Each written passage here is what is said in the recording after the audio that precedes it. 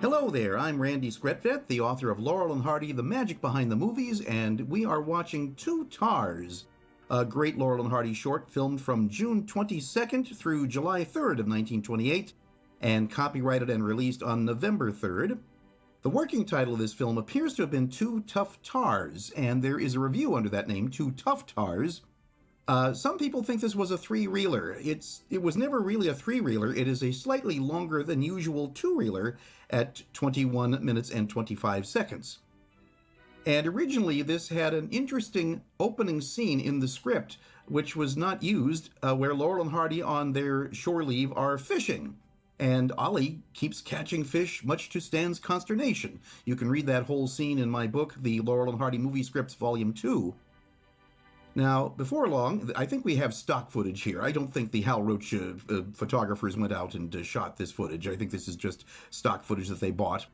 You're going to hear a reference here, or see a reference, to the battleship Oregon. Well, that would have been obsolete in 1928, because that saw action in the Spanish-American War and was in commission from 1896 to 1919. And now we are driving down Main Street in Culver City until we hit a corner right there. That's the back lot. Where they are about to encounter Sam Lufkin in the first of his two roles. You'll see him much more prominently later on. Laurel and Hardy, by the way, are in a 1919 Ford Model T convertible. And there's a wonderful website, which is the Internet Movie Car Database, imcdb.org, and you can find out all sorts of information about cars used in many, many different films, including lots of Laurel and Hardy movies. There you see Stan with his uncontrollable obsession for playing with the car's throttle lever, which controls the engine speed. He does that in movie after movie when they're in their Model T. Now, you're going to see a title here about there's the first rule of the road, and what's rule number 2. This is similar to a gag that they did in Should Married Men Go Home, where there's a right way and a wrong way. And then after a mishap, Stan says, wrong way. Now, we are also about to see a couple of girls in this film. Ruby Blaine, who is a tall and imposing blonde. She was born in Hutchinson, Kansas on August 27th, 1903.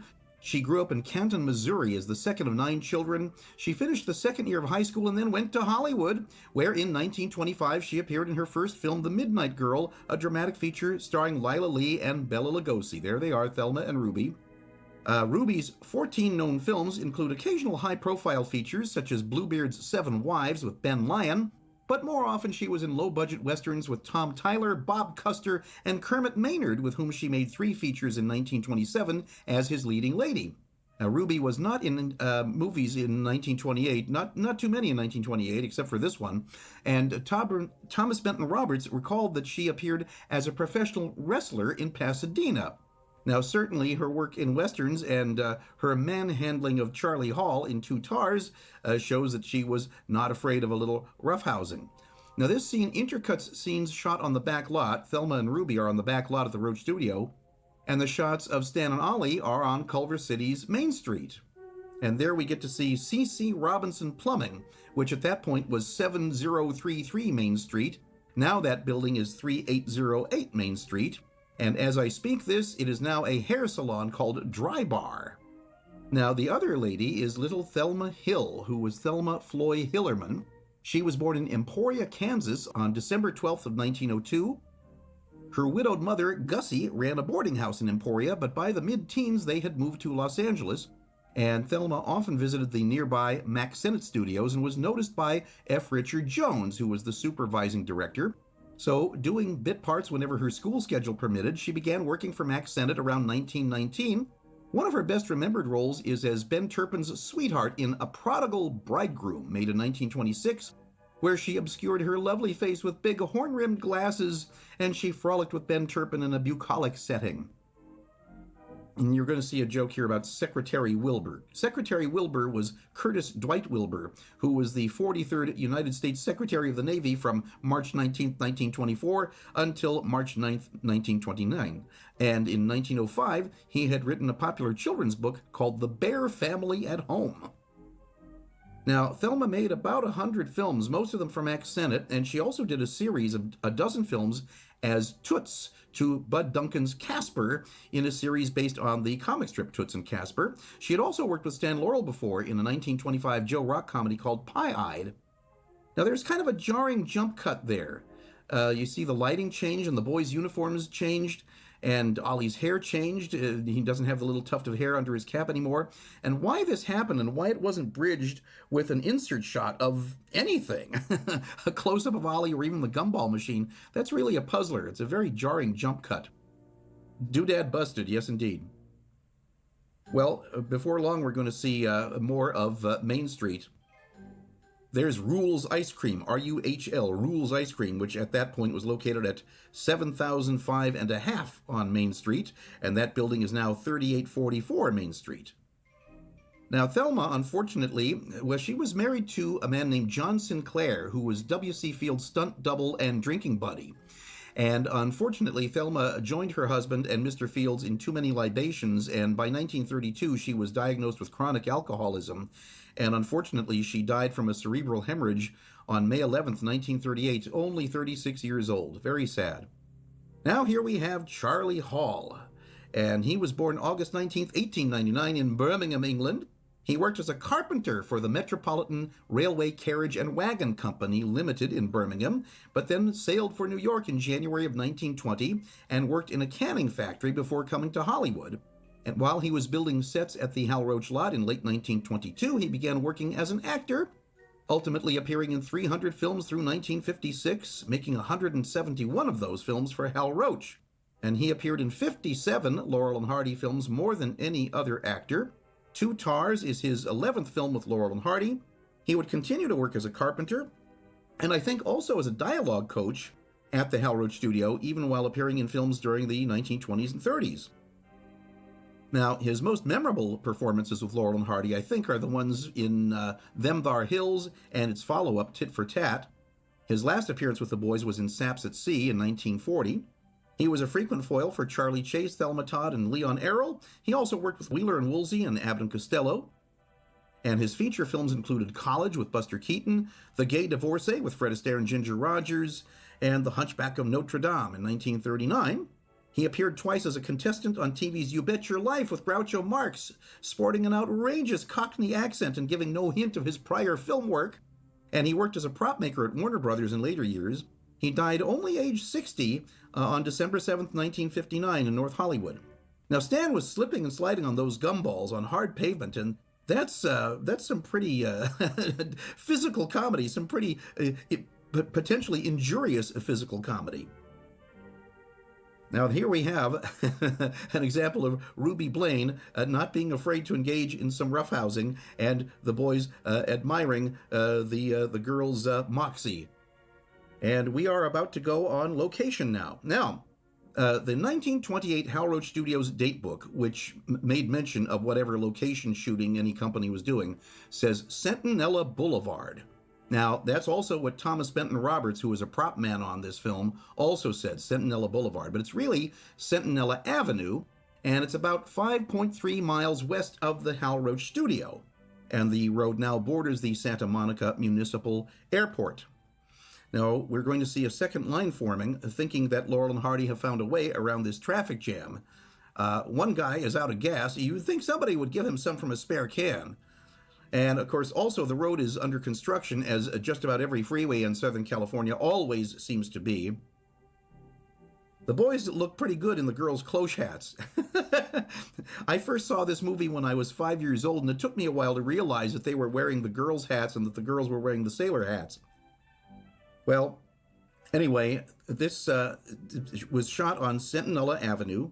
There seems to be a little bit of controversy about that. Some other people think that this was shot on 23rd Street near Marine Avenue. But since Thomas Benton Roberts said Centinela, and since the date book said Centinela, I'm going with Centinela. Now, little Thelma here is the instigator of all this mayhem, with her comment about that bozo. So, you know, this little meek, mild young lady is actually the person who starts all of this road rage. Now, there's Grace Woods and Edgar Kennedy in the car behind. And Grace was a freelance actress in films for about 25 years. She is best remembered as the lady in the Laurel and Hardy talkie Perfect Day who keeps saying, "Goodbye, goodbye." with Harry Bernard. And in the 1930s, she worked as a seamstress in studios. She also worked as a stand-in. There's some damage to Edgar's radiator. Edgar's car is a 1922 Buick. And again, for information about many of the cars used in this and other Laurel and Hardy movies, you can go online to imcdb.org, the Internet Movie Cars database. Now, behind there is Sam Lufkin again. Now he has a mustache and a derby. He looks very different from the pedestrian that he played earlier in the film, and he is in a 1920 Studebaker Special 6EH. I don't know what EH stands for. And now remember that Laurel and Hardy's car is a rental, and so they would especially not want this to be damaged. You will note that headlights, doors, fenders, and wheels all come off very easily on these cars, and windshields are also smashed very easily. Edgar Livingston Kennedy there, he's the director of From Soup to Nuts and Your Darn Tootin', and appeared with Laurel and Hardy in 11 films. 4 of those appearances are in this collection, along with A Pair of Tights, in which he co-stars with Anita Garvin, Marion Byron, and Stu Irwin.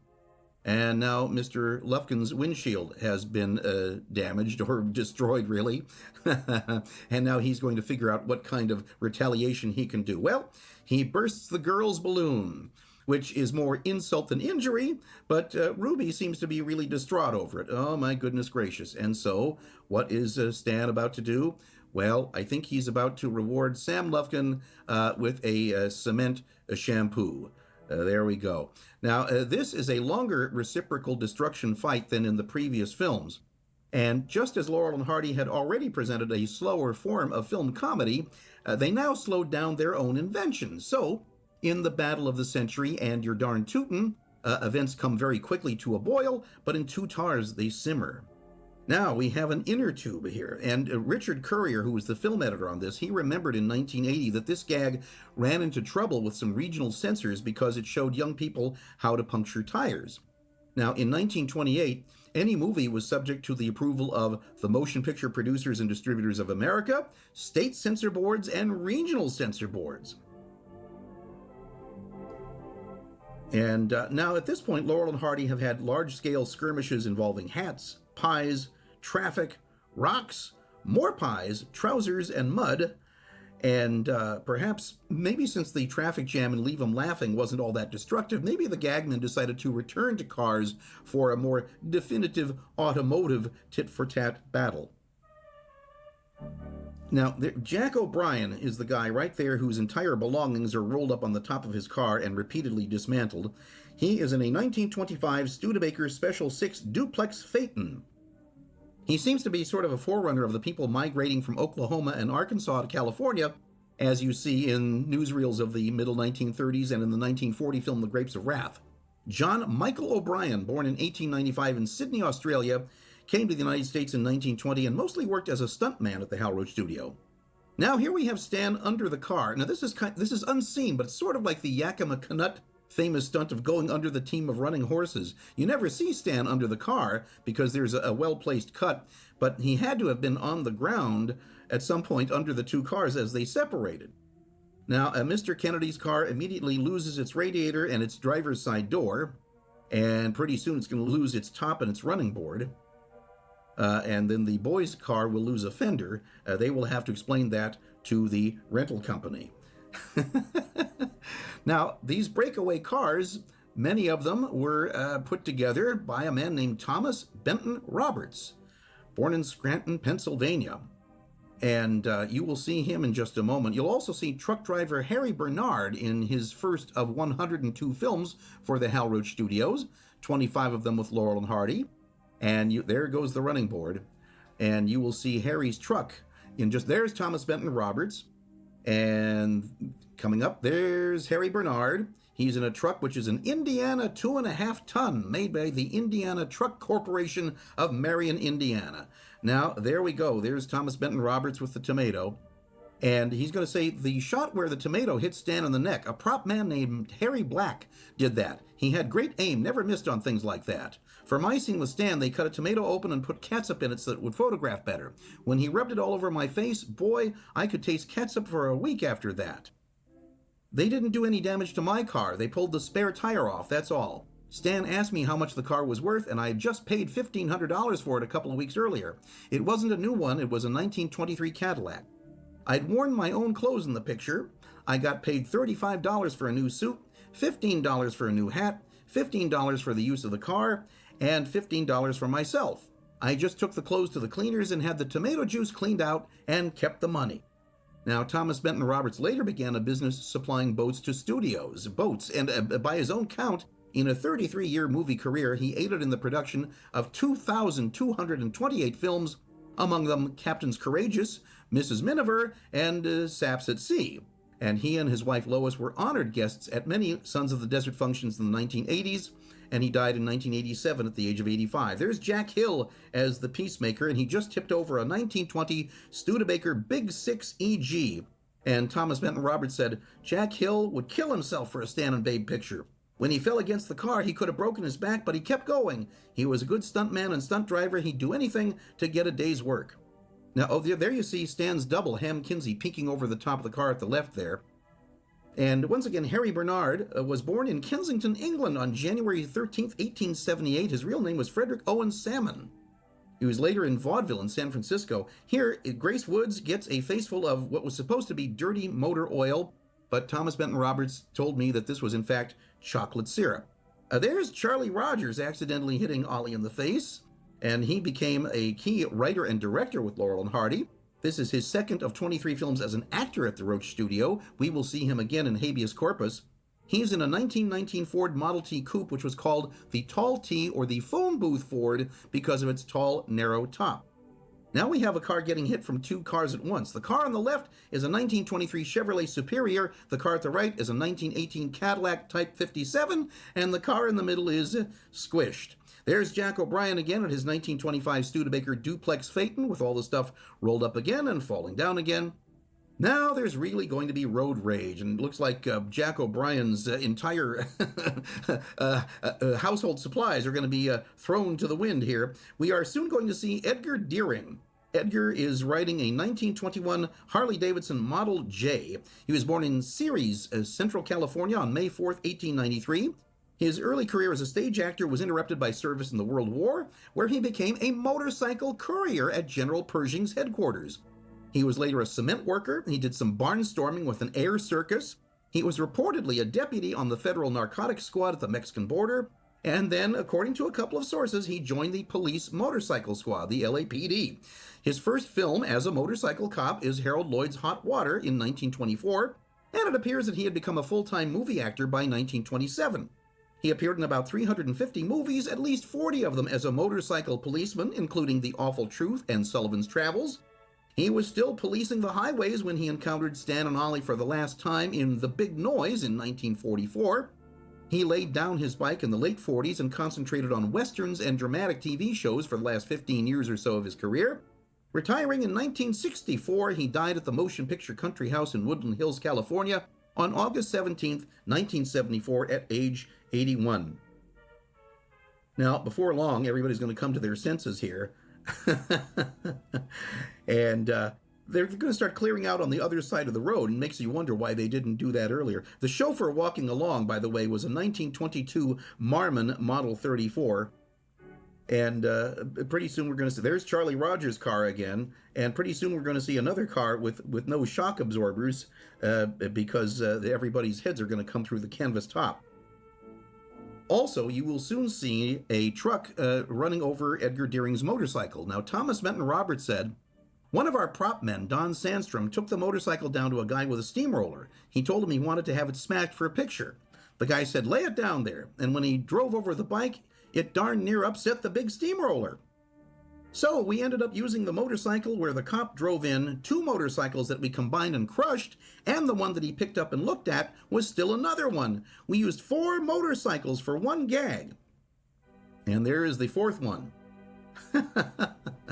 Happily, that's not the real one. Evidently, Edgar Deering supplied his own motorcycle and uniform, which is one reason why he was cast as a motorcycle cop in so many movies. Now, before long, you're going to see that somehow, there, he's putting it all back. You got to see there, Jack O'Brien was putting stuff back into his rolling it up in the top of his car again. Up, and, there, my goodness gracious, there's the end, definitively, of Edgar Kennedy's car. And now that he's got it all rolled up back again, somehow having retrieved it all, there it goes again. Poor old Jack O'Brien, my goodness me. Now, Edgar is about to accost a couple of college boys before long. Oh, there we go. He does that, a cop does that at the end of a pair of tights. You'll see that gag again in a pair of tights. And now everybody's finally somehow has gotten themselves out of the traffic jam. We have a couple of college boys, and you'll see that the driver's side door comes off even without Laurel and Hardy doing anything about it. And unfortunately, the motor has blown. Now, the final scenes here are in a tunnel that was beneath Colorado Avenue, which formerly served trolley and rail lines that ran north along the Pacific coast. And Thomas Benton Roberts said, the mechanics in the studio garage narrowed the chassis, but I did the bodywork and built the hood. That's on the Laurel and Hardy car that you'll see. He said, I had to reseat the radiator because it was on an angle. Then we just towed it out of the tunnel with an airplane cable attached to a truck. The radiator's steaming on the car. That was easy. We just used a smoke pot. And as we see Laurel and Hardy in the car that was Thomas Benton Roberts' handiwork, we fade out and we bid a fond farewell to two tars. I'm Randy Scretvet, and I thank you very, very much for listening.